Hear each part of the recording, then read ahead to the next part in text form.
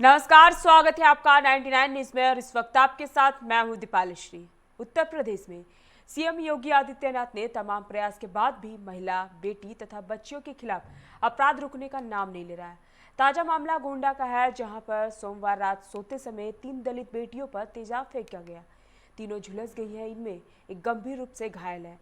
Acid फेंकने के कारण अज्ञात। गोड्डा में यह मामला परसपुर क्षेत्र के पांसका गांव का है, जहां के राम अतौर के 3 बेटियों पर सोते समय तेजाब फेंका गया। इन तीनों का जिला अस्पताल में इलाज जारी है। इसके साथ ही पुलिस मामले की जांच कर रही है।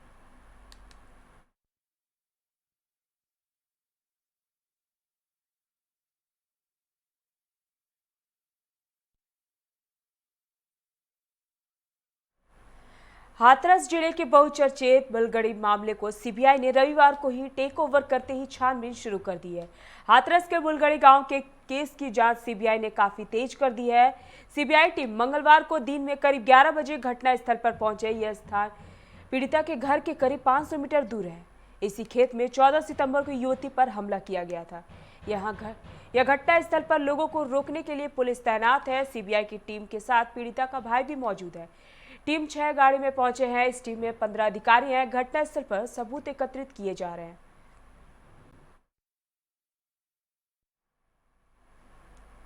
धनबाद में अपराधियों का मनोबल कितना बुलंद है, वो केवल इस बात से अंदाजा लगाया जा सकता है कि आईपीएस अधिकारी के परिवार सुरक्षित नहीं है।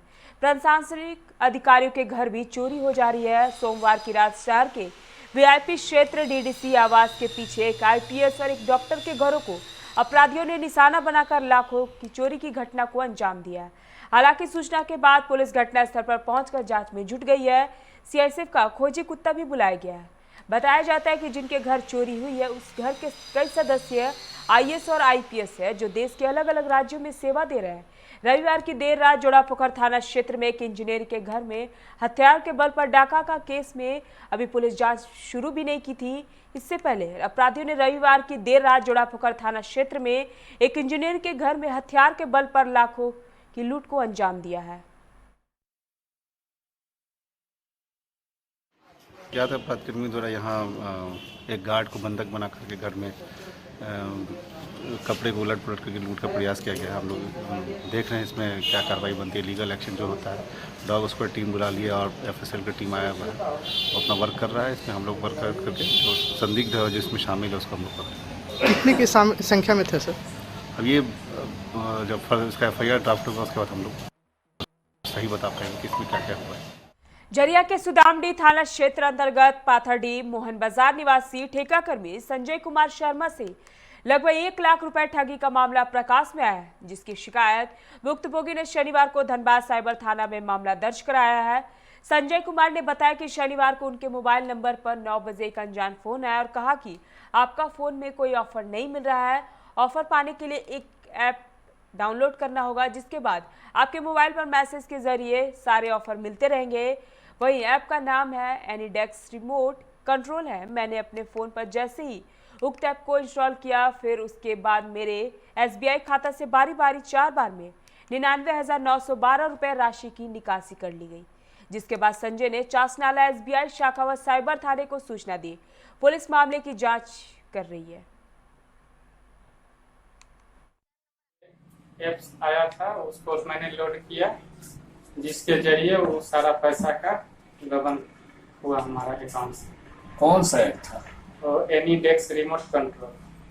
मैंने पासवर्ड किसी तरह का शेयर नहीं किया, सिर्फ एप्स लोड करते ही ऐसा हमारे अकाउंट से पैसे का गबन हुआ। साइबर अपराधी बोला कुछ नहीं गया था, मैंने पहले से लोड किया था। उस दिन मैंने डिलीट किया था, उसी दिन फिर मैंने ये एप्स को लोड किया और इसी बीच ऐसा हुआ। कहाँ आपने दिया है आवेदन? क्या क्या हुआ आपके? 3 ट्रांजेक्शन में, पहला ट्रांजेक्शन था 41,013 रुपया, दूसरा 39,013 रुपया और तीसरा ट्रांजेक्शन 19,896 रुपया। इसकी आपने कहाँ शिकायत? इसकी शिकायत मैंने साइबर थाना धनबाद सरायढेला और जहाँ बैंक है वहाँ पे और सुदामी थाना में मैंने दिया, लेकिन यहाँ पे कोई एक्शन लेने के लिए तैयार नहीं और चिट्ठी भी लेने के लिए एक्सेप्ट नहीं किया गया। कौन से ब्रांच में खाता है आपका? SBI चासनाला।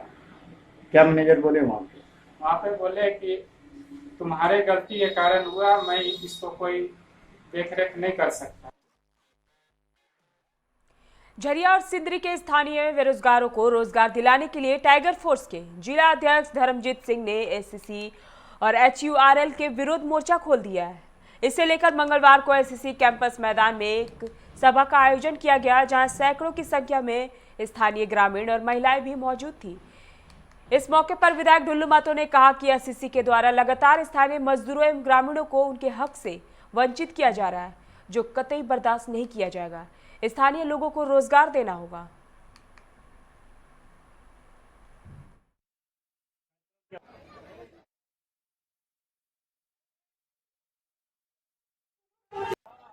जिस ग्रामीणों ने जमीन दिया, प्लांट को बैठाने का काम किया, वैसे गांव वाले को यहाँ पे रोजगार नहीं दिया जा रहा है। जो मजदूर एससीसी प्लांट में कार्य करने वाले हैं, उसको जो गरीबों के लिए बात रखता है, वैसे लोगों को यहाँ से ट्रांसफर कर दिया जाता है।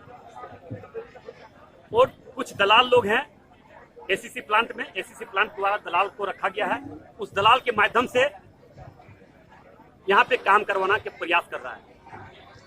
वैसे दलालों के द्वारा जिस मजदूरों का नाम दिया जाता है, यहाँ से ट्रांसफर कर दिया जाता है और गांव वाले को लठेत बनकर राइफल बंदूक लेकर गांव-गांव में घूमने का प्रयास कर रहा है। गांव के लोगों को डराने का प्रयास कर रहा है कि ताकि गांव के लोग डर जाए और अपना हक और अधिकार ना मांगे। मगर वैसे एससीसी प्रबंधन और वैसे दलाल को हम कहना चाहते हैं, गांव के लोग अब डरने वाले नहीं हैं। अपने अधिकार के लिए मर सकता है, मगर अधिकार छोड़ नहीं सकता है। कतराश क्षेत्र के तेतुलमारी शक्ति चौक के समीप देर रात एसडीएम और एडीएम के नेतृत्व में छापेमारी की गई। छापेमारी के दौरान एक हाईवा तथा ट्रक सहित 50 टन अवैध कोयला जब्त किया गया है। बताया जाता है कि कोयला चोर का सरगना रिंकू महतो साइकिल, ट्रैक्टर तथा स्कूटर से चोरी का कोयला जंगल में जमा करते थे। वहां से ट्रक के माध्यम से डिपो तथा अन्य राज्यों को भेजने का काम किया करते थे। जिला प्रशासन को मिली गुप्त सूचना के आधार पर देर रात एसडीएम सुरेंद्र कुमार ने औचक छापेमारी कर कोयला ट्रक को जब्त किया है और तेतुलमारी थाना को सुपुर्द कर दिया गया है। पुलिस आगे की कार्रवाई कर रही है।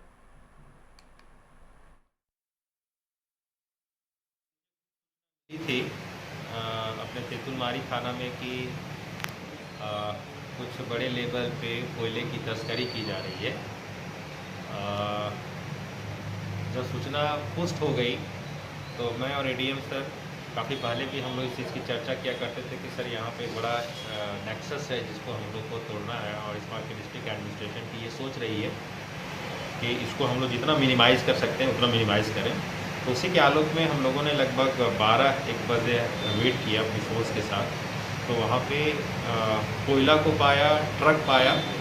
क्योंकि अंधेरे में जाते समय लाइट उनको देख के लोग वहाँ से तो भाग गए, और स्थल पे ट्रक्स मिले लगभग 50 से 60 क्विंटल के आसपास, टन के आसपास बोलो कि आप कोयले की मात्रा थी। फिर लोकल थाने को बुला के सुपुर्द करा दिया गया। देवघर के मोहनपुर थाना क्षेत्र अंतर्गत घोरमारा रेलवे स्टेशन के पास एक गड्ढे में मंगलवार को एक अज्ञात युवती का अधजला शव पुलिस ने बरामद किया है। शव देखकर ऐसा प्रतीत होता है कि युवती के साथ पहले दुष्कर्म किया गया और फिर साक्ष्य छुपाने के उद्देश्य से हत्या कर शव में आग लगा दी गई। यह शव किसकी है, इस संबंध में पुलिस जांच कर रही है। शव के शिनाख्त के बाद इस घटना का खुलासा होने की संभावना है। पुलिस छानबीन में जुटी हुई है।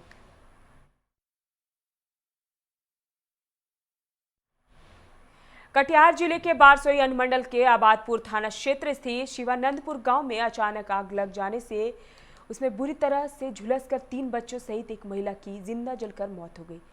इस हृदय विदारक घटना में झुलसी एक अन्य महिला की स्थिति अब भी नाजुक बताई जा रही है।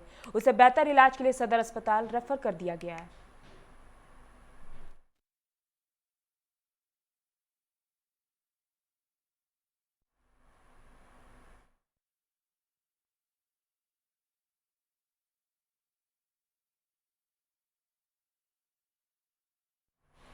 भागलपुर के रास्ते चलने वाली Malda Delhi Covid special Farakka express सोमवार की रात मंगलवार जंक्शन पर निर्धारित समय 11:27 पर पहुंची। इसके बाद 10 मिनट बाद अप लाइन पर दिल्ली के लिए रवाना हो गई। यह ट्रेन निर्धारित समय शाम 7:10 पर खुली थी। इधर ट्रेन पकड़ने के लिए आने वालों को प्लेटफॉर्म पर प्रवेश से पहले ऑटोमेटिक और मैनुअल तरीके से थर्मल स्क्रीनिंग की गई।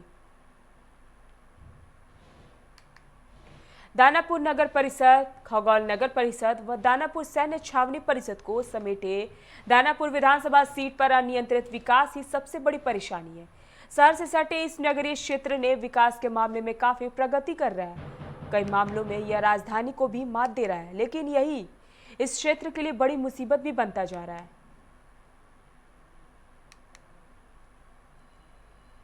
बिरनी थाना क्षेत्र के केसोडी पंचायत के सिरमाडी गांव में एक महिला की धारदार हथियार से वार कर हत्या कर दी गई।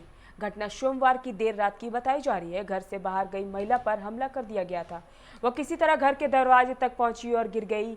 यहीं पर उसकी मौत हो गई। घटना की सूचना के बाद पुलिस शव को पोस्टमार्टम के लिए भिजवा कर मामले की जांच पड़ताल में जुटी हुई है। हत्या की वजह जमीन विवाद को लेकर बताया जा रहा है। मौदा थाना क्षेत्र स्थित दामोदर नदी में मंगलवार को नहाने के दौरान डूबने से 2 लोगों की मौत हो गई, जबकि नदी किनारे मौजूद ग्राम रक्षा दल के सदस्यों ने 2 लोगों को बचा लिया है। बताया जा रहा है कि कतरास थाना क्षेत्र के सोनारडीह स्थित भटमुंडा से बीसीसीएल कर्मी का परिवार एकादशी के मौके पर यहां के शिव मंदिर में पूजा के लिए आया था। पूजा से पहले नहाने के दौरान हादसा हो गया। उधर घटना की जानकारी होने के बाद स्थानीय विधायक ढुल्लू महतो भी घटनास्थल पर पहुंच और मामले की जानकारी ली।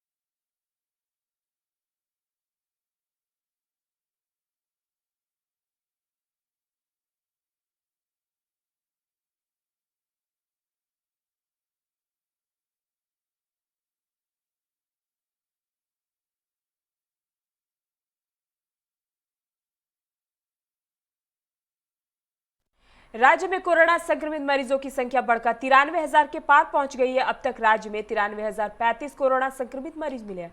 अच्छी बात यह है कि राज्य में कोरोना मरीजों का रिकवरी रेट 91% के करीब पहुंच गया है।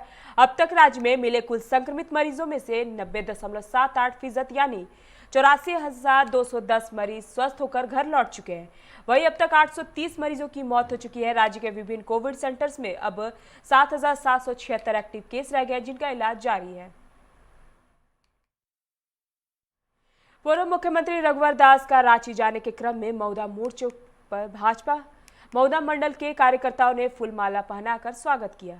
इस अवसर पर रघुवर दास ने अपने वाहन से उतरकर सभी कार्यकर्ताओं का अभिवादन स्वीकार किया। इसके अलावा पूर्व महापौर चंद्रशेखर अग्रवाल, जिला महामंत्री संजय झा का भी फूलमाला पहनाकर उनका भी जोरदार स्वागत किया गया।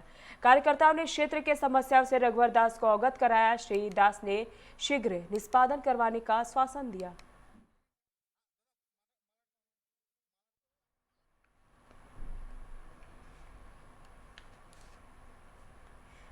अभी के बुलेटिन में फिलहाल इतना ही। तमाम खबरों के लिए आप बने रहिए 99 न्यूज के साथ। नमस्कार।